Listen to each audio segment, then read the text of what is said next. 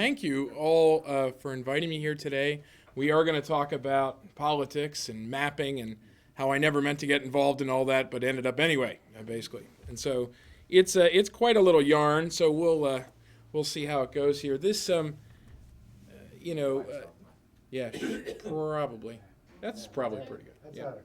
Is that better? Yeah, that's better. So much of the work that we're going to be talking about today really came about in anticipation of the 400th anniversary of the establishment of Jamestown, 1607. So in 2007, a great deal of this was going on, and obviously it was quite a event. These are just some of the quotes from newspapers around the area in that time, and it was quite an exciting time for historians and geographers and a lot of other folks in the region. So from that, Vienna, Maryland, who I'll show you a picture of here in a second, was trying to get on board, in particular, with the work of John Smith. And for those of you who don't know Vienna, lovely little town, like I said, I'll show you a picture in a second. But one of its problems was that it has been bypassed. Route 50, going to the beach, used to run right through Vienna, and now it's been bypassed by that. And because of that, traffic through town dropped drastically.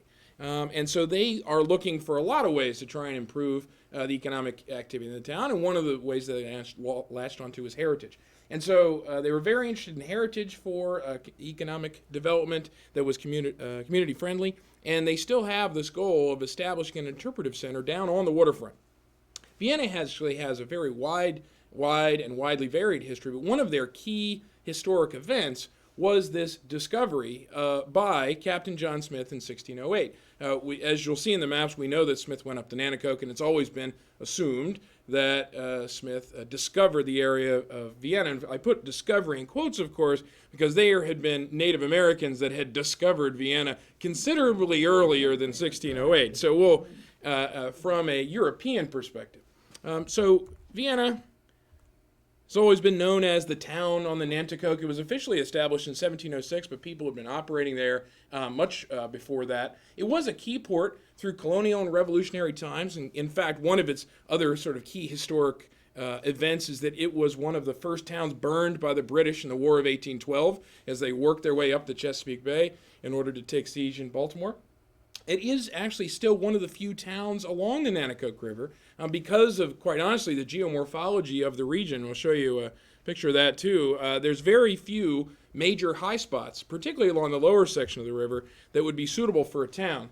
So what you're seeing here, a little dark, what you're seeing here is this is Vienna here, okay? And Vienna, this is the old Route 50, and the old bridge is actually at the bottom of that borrow pit right there. Anyway, the old bridge used to cross, and of course this is the new bypass and the new bridge as it crosses. And so you can see the extensive wetlands on either side. There's some farmland to the north. There just isn't that much high ground, which has always been one of the reasons that people have thought that given Smith was in the Nanticoke, if he had gotten here, he should have gone to the area known as Vienna. So let's just talk a little bit more about John Smith. Many people know some things about him and not others. So he was born in 1580, lived until 1631.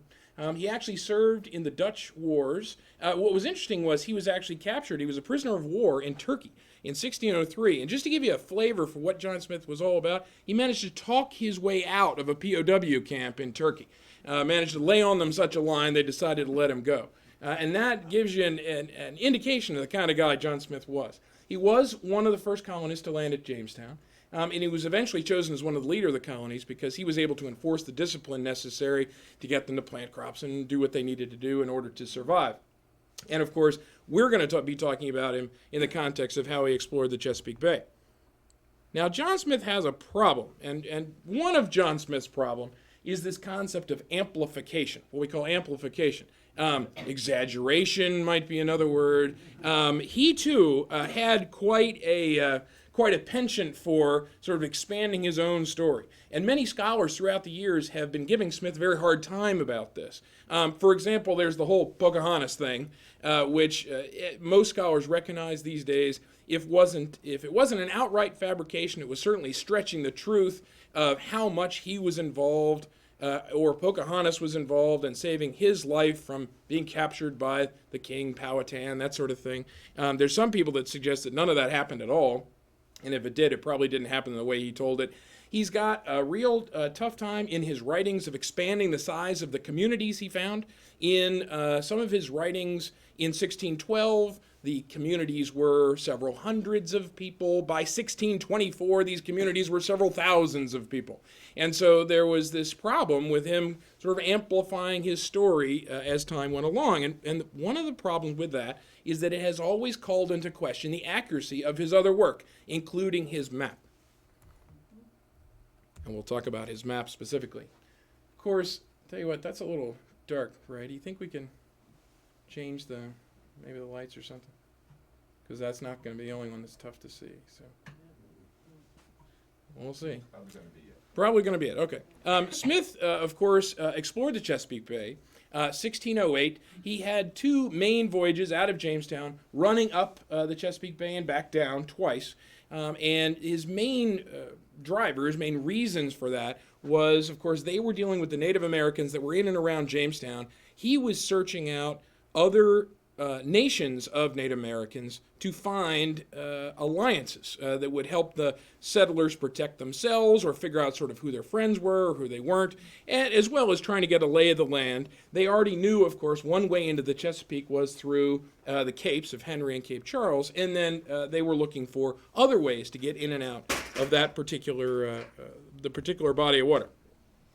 This is, of course, what they explored the Chesapeake Bay in. This is called a shallop. A shallop is a boat that would have been broken into two pieces and actually stored underneath the deck in the hull of the ships that they came over from England on. So they broke the ship into two pieces, sailed over on that, and then they put it back together again. The Pilgrims had one. This is a sketch of one of the ones that they think the Pilgrims used and came over. We won't talk much about this part of the story today, but one of the great things about all of this John Smith work is the Sultana group up in Chestertown actually took it upon themselves, and found donors obviously, to help build a replica of the shallop and did a tour around the Chesapeake Bay in 2007. We'll come back to that as sort of a piece of the story, but this is a picture of it, the shallop coming up to Vienna during the celebrations during the 400th anniversary. So let's talk for a minute about the land that Smith found.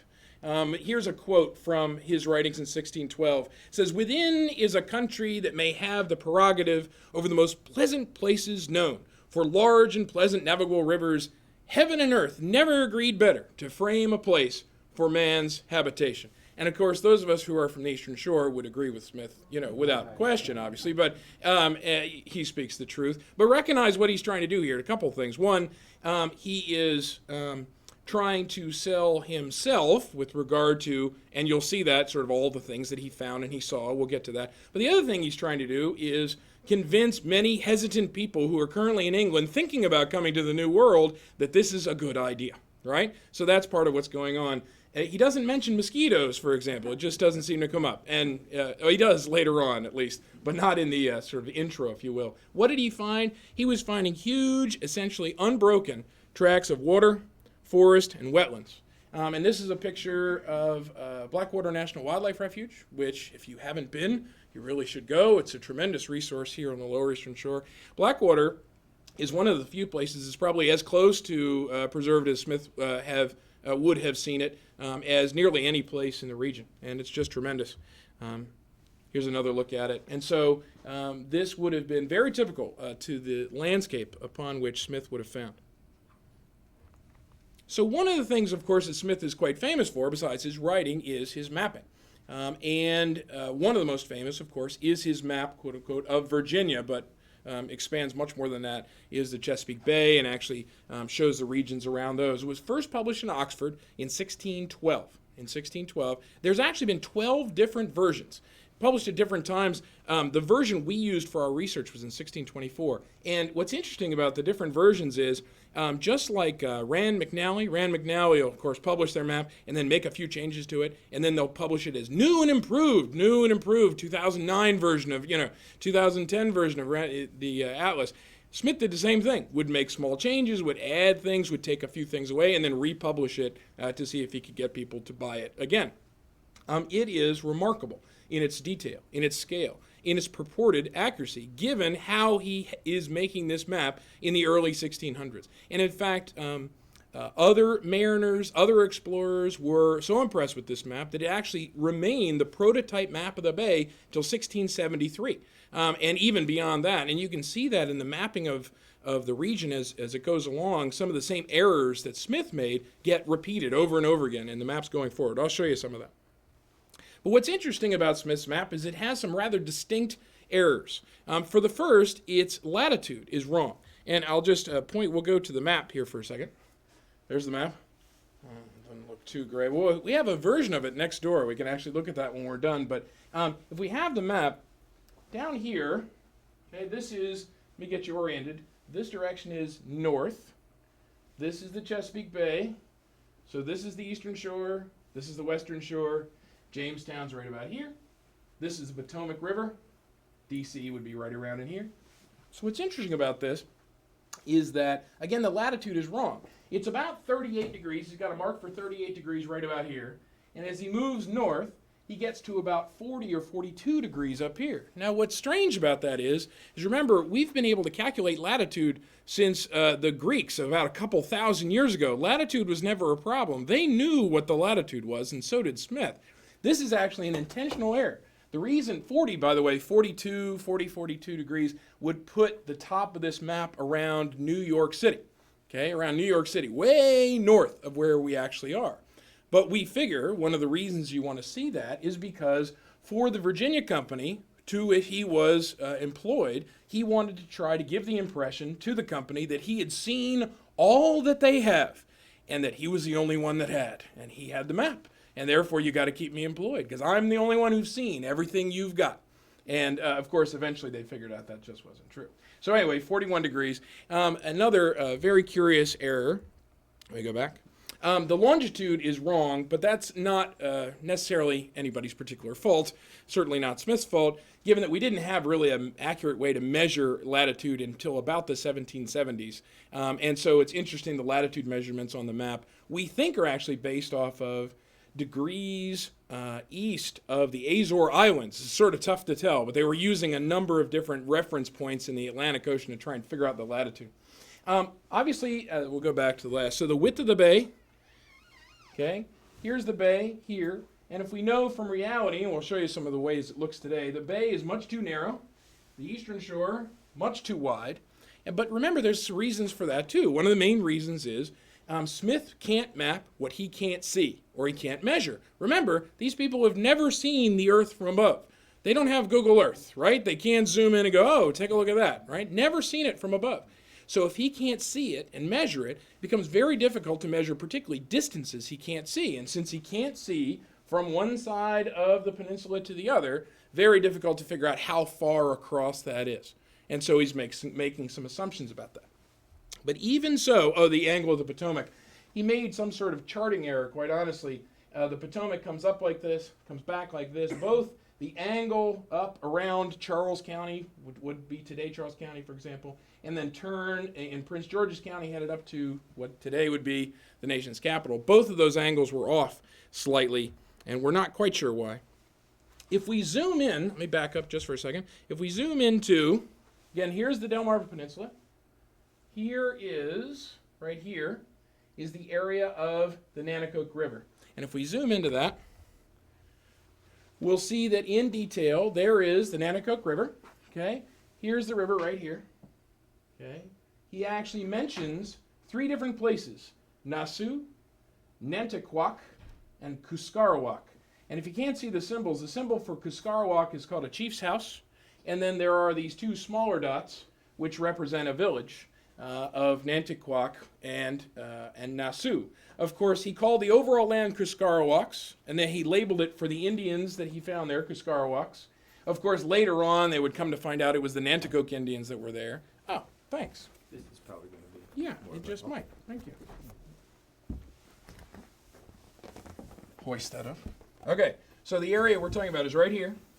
Okay, and so we have Nassau. You got it? Yep. Come to that side. Right? So Nanticoke's right here. Nassau, Nanticoke, and Cuscarwack. And this is the area that we're going to be focusing in on our research. One other thing while we have it up here to point it out is that little cross right there. There's little crosses all over the map. We've got, and you can come up and later and we can take a look at that. Those little crosses sort of are a critical piece of the puzzle. Thanks, Ray. We'll put it down. Those crosses are critical because what Smith was saying with those crosses was, you can trust, you, the map reader, can trust everything you see up until this cross. It was very typical at the time, even these days, it's very typical that map makers would make maps of what they knew, and then they would gather stories from the locals or talk to the Native Americans about what's over that hill over there. And they go, oh, there's a city of gold on the other side of that hill. I'm like, really? All right, let's sketch that in, city of gold. And they would put that on the map. And that meant that maps weren't very trustworthy. People couldn't believe them, right? So the fact that Smith said, you can see it right here, the fact that Smith said, look, anything beyond these crosses, I'm going to go ahead and map, but you shouldn't trust because I haven't seen it. I've seen everything up until then. And because of that, that gave his map a tremendous amount of credence, particularly for the time that it was in. How did he make his map? Well, again, what's just fascinating is he uses two primary tools, a compass, which is fairly straightforward, okay, compass pointing to north, and he uses a chip log. A chip log is a very sophisticated piece of equipment. A chip log is a log with a rope tied to it. Because if you're going to try and figure out where you are, you got to figure out how fast you're going. So what they do is they take the log and whoop, throw it over the side of the boat, and they let it out in a particular rhythm, and they see how many knots pass by on the chip log. And the number of knots that pass by as the log stays in one place and the boat floats along, you can then figure out how fast your boat's moving. And so they, over about 30 seconds, they'd count to 30 and then add up the knots. This is, of course, where the term knots comes from a nautical speed perspective. So those are it. Those are primarily the tools. Now, they have time. Using that, you can actually figure out bearings and angles, time and speed, and therefore distances can be figured out. And that's what he did. If he had time, it's possible that he could have used things like a compass traverse survey where you get compasses on either side of the river and you measure off the angles and things like that. But that takes a lot of time. And as you'll see, particularly in the Nanticoke, he doesn't really have time to do a lot of that. So let's read for a minute sort of, because one of the best things, and what I would tell students in particular, and I do tell students all the time, is that really the only thing that separates John Smith and all of the other explorers of the Chesapeake Bay, and there were tons. We know there were people, especially once the settlers started to arrive, everybody's dueling about in the bay. One thing that makes Smith different than all the rest is he wrote it all down, right? He wrote it down. And when he got back, he actually published it. And because of that, Smith's famous, and all these other people are lost to history because he wrote it down. So there's some sort of moral to that story. All right, anyway, so what did he write? This is from Smith's observations in 1624. And let me read at you for a minute. It says, this is Smith speaking. Passing along the coast, we searched every inlet and bay fit for harbors and habitation. Seeing many isles in the midst of the bay, we bore up for them. But ere we could obtain them, such an extreme gust of wind, rain, thunder, and lightning happened, that with great danger we escaped the unmerciful raging of that ocean-like water. The highest land on the main, yet it was but low, we called Keel's Hill, and these uninhabited isles, Russell's Isles. Russell was the doctor on the boat as they were tooling around, and so Russell's Isles today are Smith Island, still there, of course, in the bay. At the time they were uninhabited, so says Smith anyway. Okay, so this is sort of the beginning of day one. He then moves up, and part of their problem as they're moving about in the shallop is they don't have enough fresh water. They quickly thought when they launched that water was not going to be a problem. There's water all over the place, and there is, but finding fresh water on the eastern shore, no small trick, right? There's not a lot of natural springs out of the mountains and things like that. We don't have a lot of that around here. So it becomes a problem for them. And so the next day, searching them for fresh water, them being the islands, we could find none. The defect, wherefore, forced us to follow the next eastern channel, which brought us to the river of the Wiccocomoco, which I just like to say, the Wiccocomoco. That today is the Pocomoke River, okay, the Pocomoke River. So he ducks into the Pocomoke, looking for water, and this comes next. The people at first, so he sees people along the banks. It says, the people at first with great fury seemed to assault us. Yet at last with songs and dances and such mirth became very tractable. But searching their habitations for water, we could but fill but 3 barricos, those are kegs, and that such puddle, a source of water, that never till we ever knew the want of good water. We digged and searched in many places, but before 2 days were expired, we would have refused 2 barricos of gold for 1 of that puddle water of Wicco-Camocco. Okay? So they're now, and remember this as we're going through this too, Smith has the overall goal of making himself sound really desperate and daring and important as we're going through this. So a lot of this has been a lot of work. Scholars have been working a long time to sort of separate truth from fiction for a lot of these things. Okay, so they leave the Pocomoke and they move on back out into the bay. And it says, 2 days we were enforced to inhabit these uninhabited isles, which for the extremity of gusts, thunder, rain, storms, and ill weather we called limbo. Repairing our sail with our shirts, so we're macho men, we set sail for the main and fell in with a pretty convenient river on the east called Cuscarawak, which we now know as the Nanticoke River. The people ran as amazed in troops from place to place, and diverse got into the tops of trees. They were not sparing of their arrows, nor of the greatest passion they could express of their anger. Long they shot, we still riding at anchor without their reach, making all the signs of friendship that we could. So they enter the Nanticoke River, and the people are not happy when they get there and are shooting at them. Not at all pleased of this boat moving up the bay and moving up the river. The next day, so that was day 1 in the Nanticoke. By the way, this is about June 8th, June 9th. So all of that rain, storm, etc., that was probably a big front moving through, a large storm moving through. So the next day they came unarmed, with everyone a basket, dancing in a ring to draw us on shore, but seeing there was nothing in them but villainy, we discharged a volley of muskets charged with pistol shot, whereat they all lay tumbling on the ground, creeping some one way, some another, to a great cluster of reeds hard by, where their companies lay in ambuscado. Toward the evening we weighed anchor and approached the shore, discharging 5 or 6 shot among the reeds. We landed where there lay many a baskets and much blood, but saw not a savage. A smoke appearing on the other side of the river, we rode thither, where we found 2 or 3 little houses, in each a fire. There we left some pieces of copper, beads, bells, and looking glasses, and then went back into the bay, and it was dark when we came back again. They are probably upon a fishing village of the local Native Americans there. Probably not a permanent settlement, but we know that the Native Americans would move up and down the river with the different fishing stock and that sort of thing, and particularly during the summer when Smith is there. Okay, so that was day 2. Early in the morning, 4 savages came to us in their canoe, whom we used with such courtesy. They, not knowing what we were or had done, as in killed their buddies yesterday, having been in the bay of fishing, bade us stay, and ere long they would return, which they did, and some 20 more of them, with whom, after a little conference, 2,000 or 3,000 men, women, and children. Now again, in 1624 that's 1,000, in 1612 that was 100.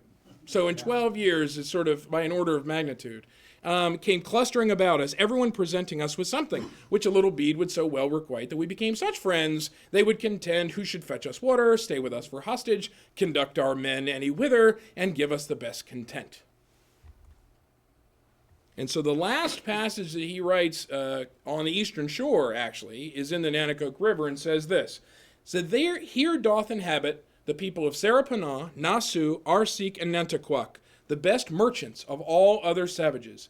They much extolled a great nation called the Massawamaks, in search of whom we returned by limbo. So they leave the river and are actually done with the eastern shore because the lack of water is a serious problem. So they cross over the bay to Calvert Cliffs, actually, and begin working their way up today's Calvert County. Okay, so that's what we've got. We've got the map and we've got that description. From that, we want to know a few things. One, how accurate is this spatial representation of the river? Where are the Native American villages in relation to Vienna? And finally, did John Smith come ashore at Vienna? And in fact, after we were done our research, the mayor of Vienna, Russ Brinsfield, great guy, we walk into the town hall there in Vienna, and he looks at me straight in the eye and says, unless you can tell me for sure that John Smith came to Vienna, you can just turn yourself right around and go back to Salisbury. I'm like, if we don't find a footprint, I don't think we're going to be able to do that. He was sort of hoping for a footprint, I think. But we think we can get pretty close. So how do we go about this? Well, we're going to leave a lot of the technical detail out of this and because the math and whatnot can get a bit obscuring, quite honestly. But what we do is we take the map, and we actually digitize. We trace on top of it the location of all the coastlines, the village locations, all the label points to the names of the villages. We record the village names, the village type, and labels as attributes. So in other words, every place it said, Chesapeake Bay, that sort of thing, we actually captured the names of those attributes. We perform what's called an affine transformation, and simply put, what that means is it takes the map and it rotates it, shifts it, and scales it. So, makes it bigger or smaller, turns it north, and then shifts it over to about where you would expect to find it in the real world. So we move it into what we call real-world coordinate space. And finally, we then perform what's known as rubber sheeting transformation to align Smith's data to our modern coastline. Let's talk more about that. Rubber sheeting. This is as exactly as you might think it sounds, right? Rubber sheeting. You take a map. In this case, we have the map of the bay that we've rotated so north is up. We've moved it over so it's generally around the Chesapeake Bay. We then find a point at which we can identify. For example, Cape Charles. Cape Charles on the map is generally the same as Cape Charles today. So it's like taking a tack and tapping the tack into the rubber sheet and then finding another point on the map that we know where it is. For example, the mouth of the confluence of the Wicomico and the Nanticoke River. That's very noticeable on the map. And so we stretch the map and put a tack in where we know that is. And we go around the map stretching and pulling the thing so that the thing actually fits today's space. That was the idea. I'll show you what that looks like in a minute. And so we take our inaccurate data and we move it to fit the accurate data. This is, I'm sad to say, sort of as much art as it is science. Picking the right points and how to stretch it and that sort of thing is something that just takes a lot of experience. And oftentimes what we did is we did it several times in a row using different points to try and get the best fit. What did we use as our accurate source? The 1 to 100,000 digital line graph, which was one of the most recent measures of where all the rivers and streams and bodies of water are in particular. And so we'll take a look at some of the results. Smith's 1624 map, we ended up with 385 different coastline segments, 174 village locations, 39 other labels, and actually all of that is still available for download out at the ESRGC website. You need a GIS, a Geographic Information System, in order to use it, but we've had researchers that sort of continually downloading that to use in their work, and that's very reassuring. All right, here is what the result looks like. So again, that shows up pretty better. So again, here's the bay. Right, north this direction, okay? So this is east, west, and south. What you can see again, here's the eastern shore. The little red dots are the village locations. The yellow squares are the chief's houses, and little crosses are Smith's extent of exploration. And if we go ahead and hit enter, you'll see how that lays down on top of one another, right? So that's how they go together. We can do the same thing more close here. There's Nassau, Nanticoke, and Cuscarawak. Here's the Nanticoke River here. And if we hit, and so you can see how that lays down on top. So that's what we start with, that digitization. Then we move that into coordinate space and start to rubber sheet it. So now, the first attempt was to rubber sheet the entire map. We had a stunningly small bit of time to do this whole project because Russ wanted to get this done fast. I'm like, no problem. I'll do it for you in an afternoon. So I'm like, yeah, I'll go in. We'll just rubber sheet the map, and boom, we'll be done. Yeah, that didn't work so good. It ended up looking like this, and that's not going to get it done, right? That's not a coordinate space that makes any sense. And what we found was the reality is, for example, the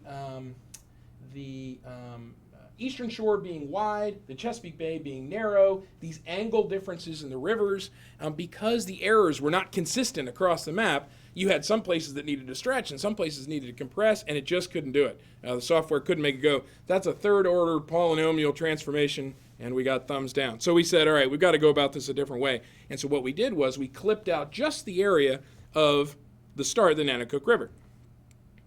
And so what we use, and I'll show you the points we used here in a second, we have several different versions using different sets of calibration pairs to figure out where the old map was versus where the new map was.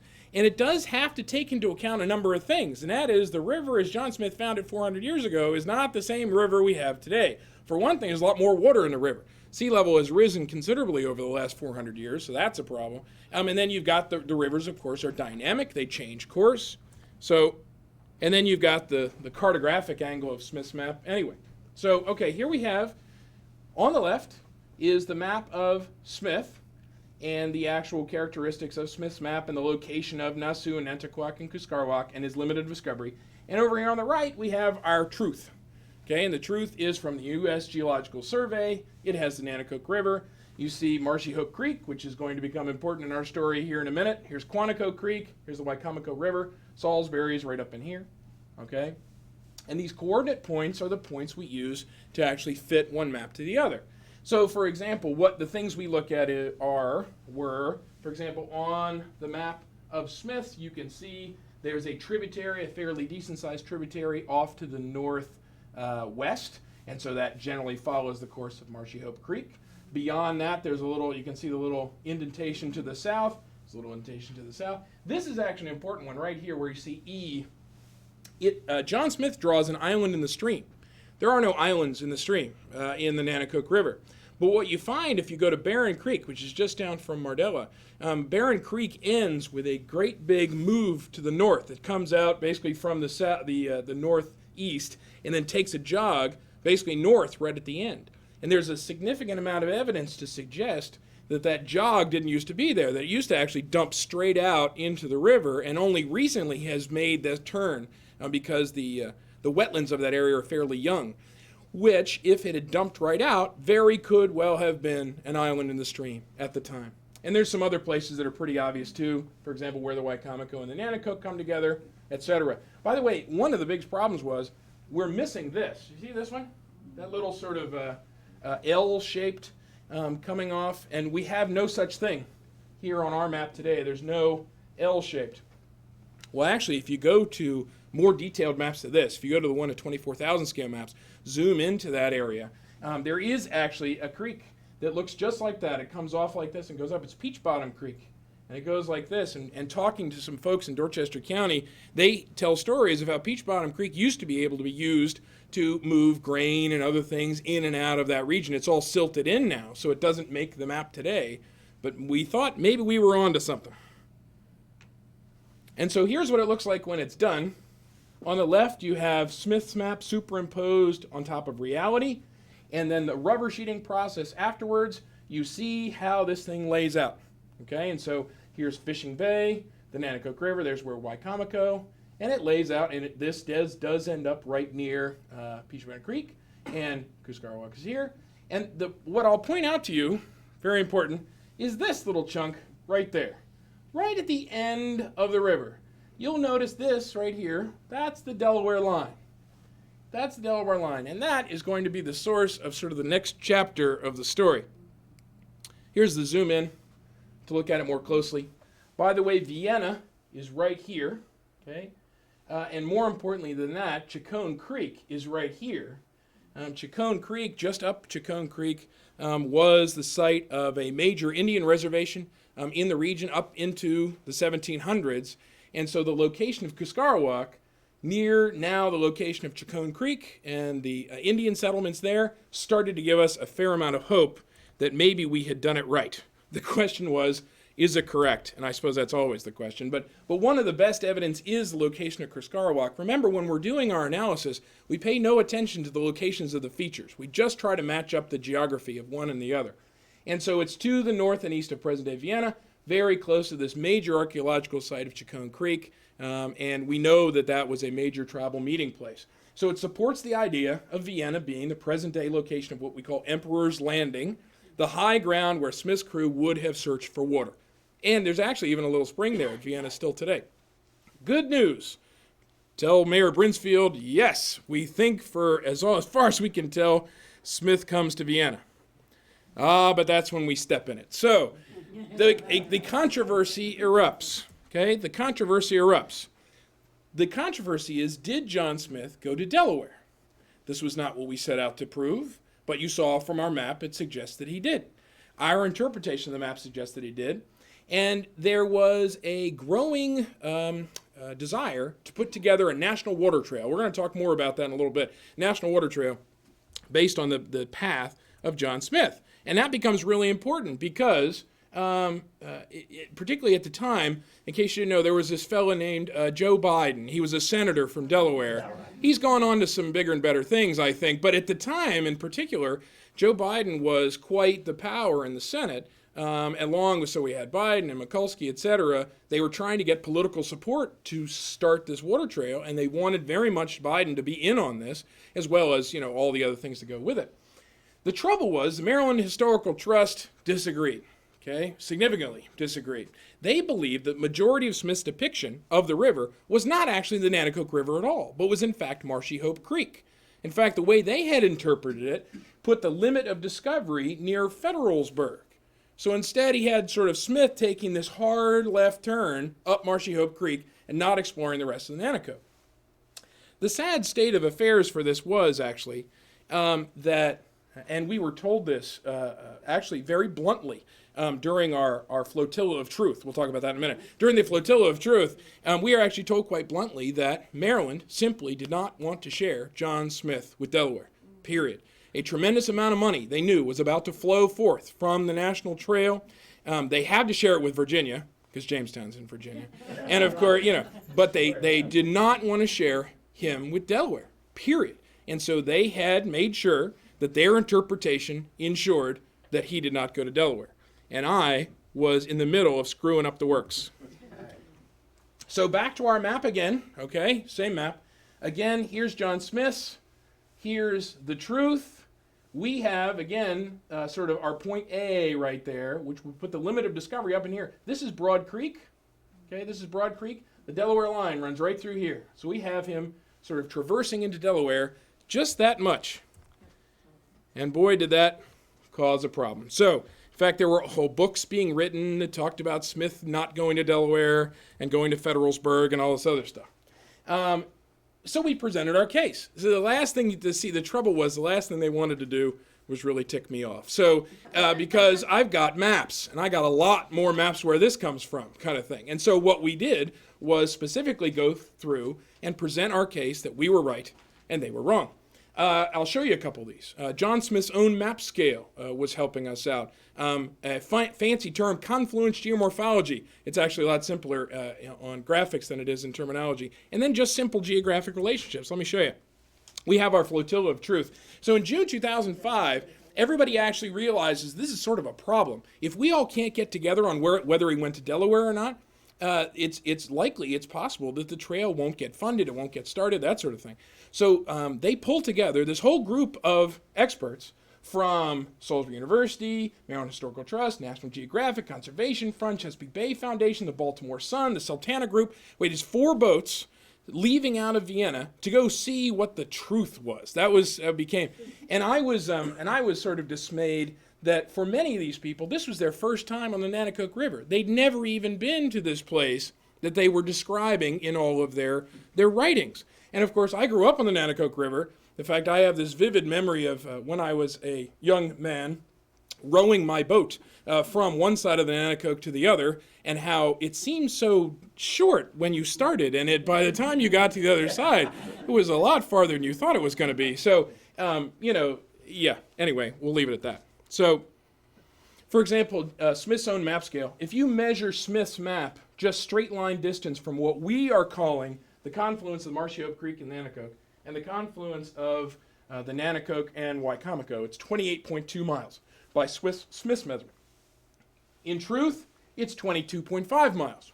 Not too bad. Remember, the Historical Trust's case here, is that all of this expanse, all of this expanse from here to here, what they're saying is this spot right there, what that spot right there is, that this little thing is the Nanticoke, and the rest of this is the Marshy Hope. And this is some little tributary up near Federalsburg. That's their angle, right? So for them, from here to here is the Nanticoke, from here to here, and all the way up, is Marshy Hope. I'm like, well, the scale doesn't seem to suggest that. Let me give you another one. This is that confluence geomorphology. It's a little dark, but it actually looks kind of wild. All right, so this is Marshy Hope Creek, and this is the Nanticoke River. This is a technology that's called LIDAR. LIDAR uses lasers to figure out the elevation of the ground. LiDAR is an extremely expensive, very technical, process.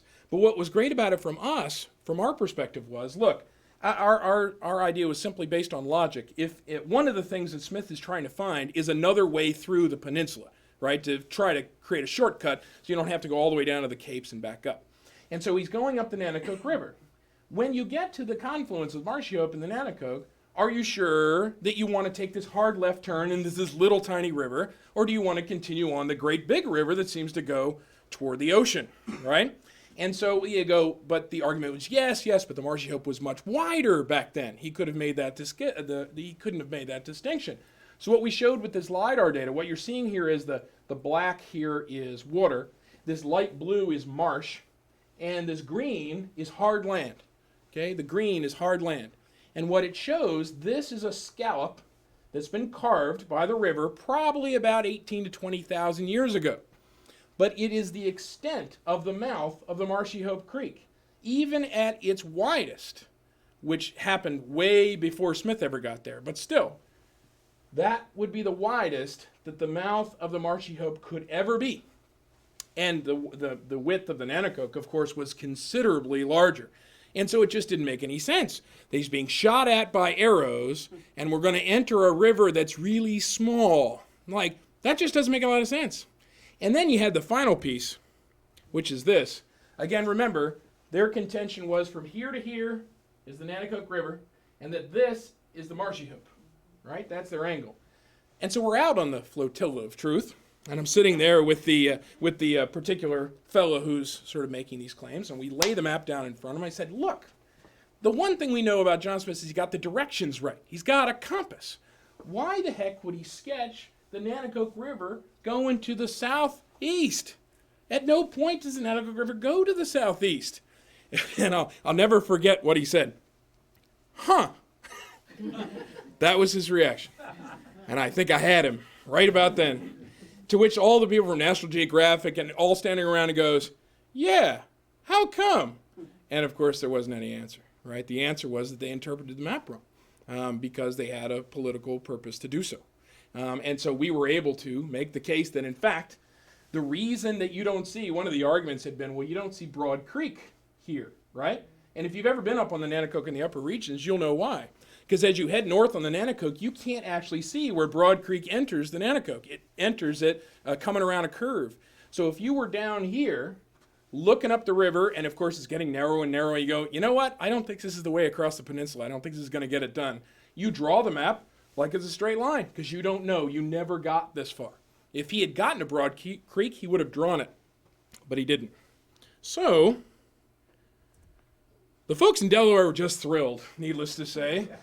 Because it allowed them to claim this important piece of American history for their own, and they did. Here's a shot of the shallop that's sailing up the Nanticoke on its way to Phillips Landing, which is just on Broad Creek. They have a little park there. While we know that he didn't quite get that far, he almost did, and so it made the most appropriate place to put a monument. And a monument they put. If you've been up to Phillips Landing, if you're there for the ceremony, this obelisk is about 6.5, 7 feet tall of black granite. This marker says Smith came to Delaware. That's what this thing irradiates, right? There'll never ever be any more questions about whether he did or not. They made sure that it did. It's got engraved on the face of it, Smith's map, and the whole 9 yards. Is very impressive. And it's definitely the folks in Delaware making a statement. So from that, thank goodness we did some other work beyond that. We got beyond that. So we started a rubber sheeting project for the rest of the bay, and we actually worked on each river as a separate part, and it was actually much easier to do it that way. And we actually delivered that to the Conservation Fund and the National Park Service for use in the creation of this trail. We'll come back to the trail in just a second because there's an important point here. I actually just recently was down on the eastern shore of Virginia, all the way down to Cape Charles, to figure out where the very first marker that Smith might have placed as sort of I've seen this place down on the ocean side. And so we were down there taking a look at that and having good results about where we think Smith might have gone. And so these were the rivers we actually did. The Chickahominy, the York, the Pamunkey, the Mattapony, Piankatank, another word you just like to say, Piankatank River. And so all of these and put them together. And what you end up with when you get done is a whole set of maps. So again, over here on the left, the red line is Smith's line. The sort of yellow mustard color is today's map. And then you can see our results. This is actually a key place where there's still a fair bit of disagreement, and that is how far did Smith get up the Pocomoke? We think not very far, but we're sort of open to interpretation on that. Very tough to match up. Here's of Smith's. This is the Pocomoke here, with all these back and forths and things like that. We matched that fairly closely to the Pocomoke River itself, but what it suggested is he didn't quite get to the location of Pocomoke City. And so there's still some discussion about that, about whether we've got that part right or not. There it is, closer. So there's the Wicco-Comoko, where they got the water. There's a high spot right at the end of the sound there. And so when it was done, it looked like this. So again, over on the left is Smith's map, superimposed in sort of generally where it is on the bay. And by the time we get done, the whole thing is fitted. You can see the Susquehanna River up here, the Potomac River there, right? The York and the James. And that's what the map looked like. And so we deliver, and the key piece right there, right, where the line goes over in Delaware. So the National Water Trail, and one of the great things about doing this talk today is that, in fact, the National Water Trail has actually reached sort of a critical piece. It was on December 19th, 2006, that President Bush established the first National Water Trail. This is the very first one in the country. We've got national trails all over the place, but they're not on the water, and this one is, following the journey of John Smith. And NOAA, National Oceanographic and Atmospheric Administration, has actually placed, I'll show you a picture of one, a series of interpretive buoys along the route, so you can paddle out to them or motor out to them or swim out to them, I suppose, and you can hit a button and it'll actually read what Smith wrote about the place where you happen to be floating. And not only that, they capture weather data and that kind of thing. Very cool, actually. And then we are still working, the community, still working to put the trail together. And in fact, that's the key point, is that now the comprehensive management plan has been released. So anyway, what you see over on the left is the National Park Service map of where Smith went. And we were very proud to help them with that as they were putting that together. Here's one of these buoys, these interpretive buoys. They've actually been going through this process of doing some visualizations to show particularly school children what the area might have looked like back when Smith went to the area. And so there's all these different scenes out on the internet. That's Calvert Cliffs, for example, and what the cliffs would have looked like from the boat as Smith was floating by. So here's the key, the encouragement to try and get involved. Again, the National Park Service has just released on October 6th the comprehensive management plan for the John Smith Trail. And they put forth a number of management alternatives, and they're hoping to hear from the public about what alternatives you all would like to see implemented. The Park Service is currently recommending alternative number 3, which is the Chesapeake region of the 17th century, as a way to manage the trail, manage the resources along the trail, try to preserve the natural resources as if it were the 17th century when Smith first developed it. And as a sort of history pro crowd, this is definitely, from that perspective, the management alternative that you would be interested in. There's others too, like supporting the recreation opportunities and things like that. But from a historical perspective, this is the best management alternative. They have a public comment period open until November 5th. And so I actually have brought some handouts for people who are interested. It actually has a short summary what the plan does, and it has a handout from the Chesapeake Conservancy, the Friends group that works with the Smith Trail, as well as the Chesapeake Bay Gateways Network, to get you involved in writing a letter to say, hey, I think it's a good idea, and I think you ought to go with management alternative number 3. And we really need public support if we're going to be, the trail's going to be successful. So there's just some thanks. I'd be happy to take anybody's questions. I appreciate it. Thank you. Does anyone have any?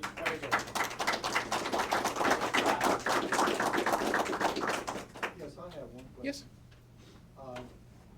Was there any archaeological evidence of John Smith's journey that was done as a result of your?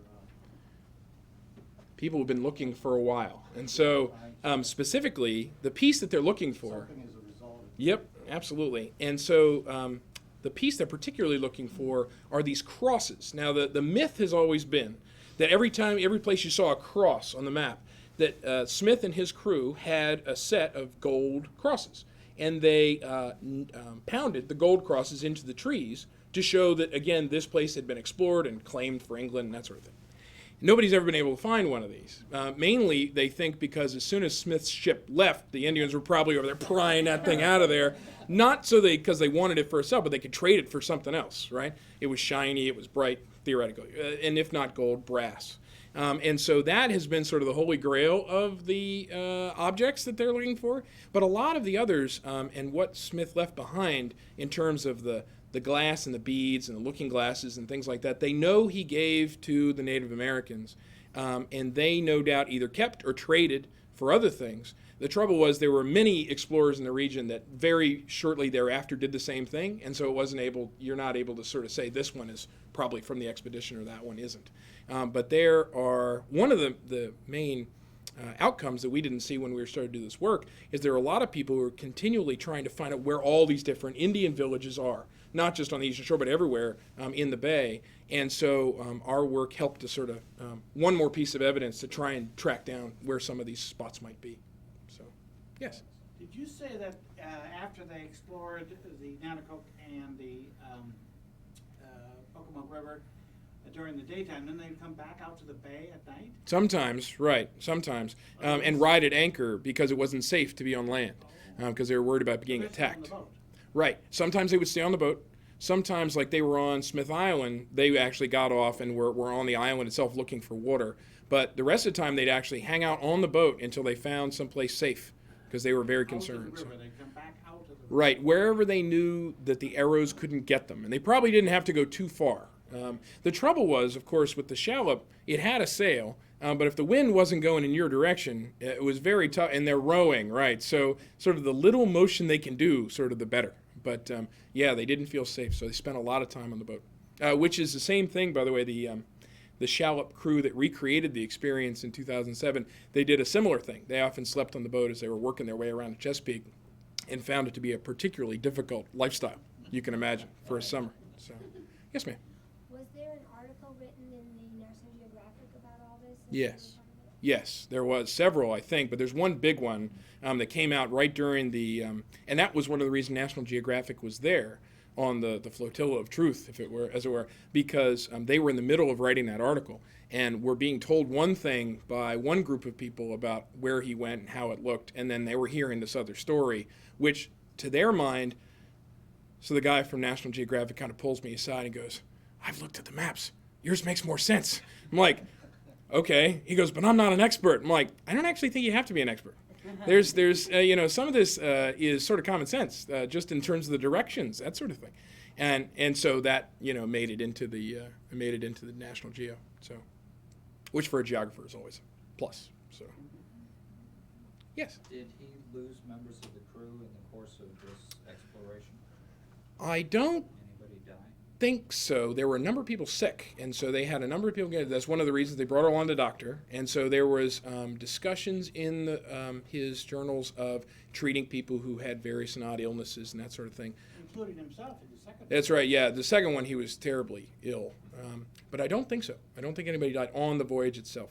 They had, in fact, I think now this is just speculation, but I'm guessing that these folks not only were chosen because they were some of the stoutest members of the colony, but they were happy to get out of Dodge, basically. Jamestown, sort of established in the lowland and that sort of thing, was not the healthiest place to be. They were probably better off in the open water of the Chesapeake than they were hanging out in Jamestown. So, anybody else? Well, thank you very much. Appreciate it. Thank you.